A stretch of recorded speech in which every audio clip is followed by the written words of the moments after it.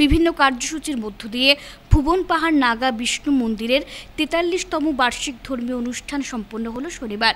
বরাক উপত্যকার ঐতিহ্যবাহী ভুবন পাহাড়ে প্রতি বছরের মতো এবারও নাগাদের প্রাচীন নিদর্শন হিসেবে পরিচিত নাগা বিষ্ণু মন্দিরে মাঘী পূর্ণিমা তিথিতে আয়োজিত এবারের দুদিবসীয় বার্ষিক ধর্মীয় অনুষ্ঠানকে ঘিরে ধর্মপ্রাণ মানুষের মধ্যে ব্যাপক উৎসাহ পরিলক্ষিত হতে দেখা গেছে।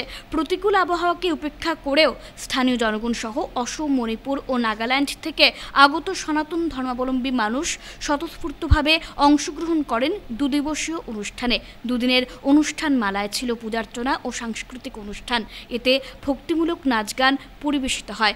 এই দুদিবসীয় অনুষ্ঠানে বিশিষ্টজনদের মধ্যে উপস্থিত ছিলেন মন্দির কমিটির সভাপতি গাইকাংনিং রেমাই ও সাধারণ সম্পাদক এলপি কাবুই সহ অন্যান্যরা। 1920 সালে পরের থেকে কোনো কমিটি ছিল না। যারা যারা তীর্থযাত্রী ছিল তারা নিজে নিজে থেকে আসতো, নিজে নিজে পূজা পার্বণ করে এখান থেকে আবার ঘুরে যেত।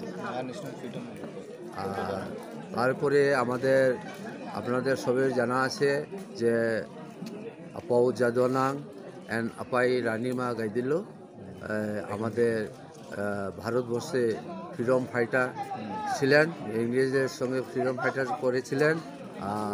আমাদের এই আপাউ বিষ্ণু গুহা বা কেপ থেকে এখান থেকে আপাই আশীর্বাদ নিয়ে বা পাওয়ার নিয়ে এখানে সম্প্রদায় মোটামুটি ধরে নাও 40% 30%-এর মতো ধর্মান্তরণ হয়ে গেছে।